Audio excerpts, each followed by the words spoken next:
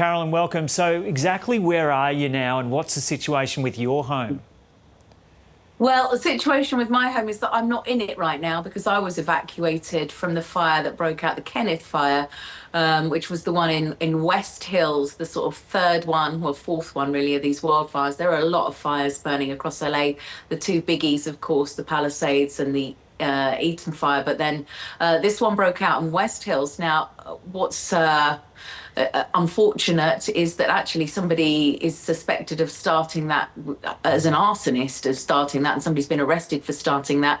That spread through. That meant that I was out of my home today. And to be honest with you, all of us here in Los Angeles have had sort of this state where we've been holding our breaths, where either you were evacuated and you're at somebody else's house or in a hotel or in an Airbnb, or you have somebody at your house and you're just thinking, am I next? So I sort of began my day holding my breath and then ended it with my belongings packed into the back of my car. So on a personal level, yes, I'm also evacuated, but obviously been out reporting as well on what's going on and know these areas really, really well. I mean, when you're talking about sort of neighborhoods, when you think of the scale of the Palisades fire, that's about the size of the city of Hobart that is gone. Yeah. Not some parts of it or some neighborhoods of it. That is the scale of the Palisades one. And what happens sometimes with incidents is they occur and then you can start breathing out and assessing the damage and who's safe and who's not. Nobody here feels safe because it's still ongoing, and we know that we've got these strong winds that are going to ramp up. It's just getting into nighttime here. They're due to ramp up. I can hear them swirling around outside. They're due to get stronger. And honestly, those winds the other night that were so strong, the strongest I've known, and I've been in LA myself for 11 years, but if you talk to anyone who's been there their whole life, say the strongest they've ever known. Absolutely terrifying to even just hear those winds, but get some flames on it and it's like a blowtorch going through. And what were conditions like when you left your place today? Was the smoke really heavy around your place, and had you seen flames from near where you live?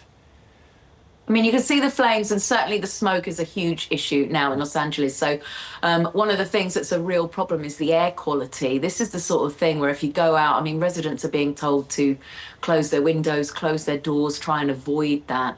But if you're out and about, the smoke and the particles in the smoke, it's so thick and strong. That's the sort of thing that can give you health issues 20 years from now. I mean, it really is quite dangerous out there. They've also got issues with water, with residents being told to boil their water as well. But yeah, the smoke is visible right across because there are multiple fires burning, and there really is sort of no respite from it. And as you've mentioned, you've been working through this as a journalist too. What are some of the stories you've come across? What's really struck me, and watching my fellow journalists cover this, is, we're generally a bit of a hardy bunch, and used to going into difficult situations. But this has been especially moving, and I've seen more than one reporter move to tears. And kind of, it's just, I've been out there speaking to people and you end up giving them a hug because it really is, they've got nothing, everything is gone, and not just their home, but their whole neighborhood. What's really been extraordinary to me, and this isn't my first wildfire, but it's certainly the worst that I have covered in my career, is that when people have lost everything like that, they seem to worry about others. It's really sort of moment of human spirit, or maybe it's a coping mechanism or something like that, but they all say, I've lost everything, but it's worse for my neighbour, or it's worse for this guy down the street. So sort of some extraordinary human spirit really, and a lot of people just trying to help and find ways to help and rescue people and kind of come together. And been some bad eggs in there where people are taking advantage, but for the main, we've seen the community really coming together, and these absolute heroes on the front line trying to fight these fires 24/7 without really the resources or the conditions that they need to be able to do it.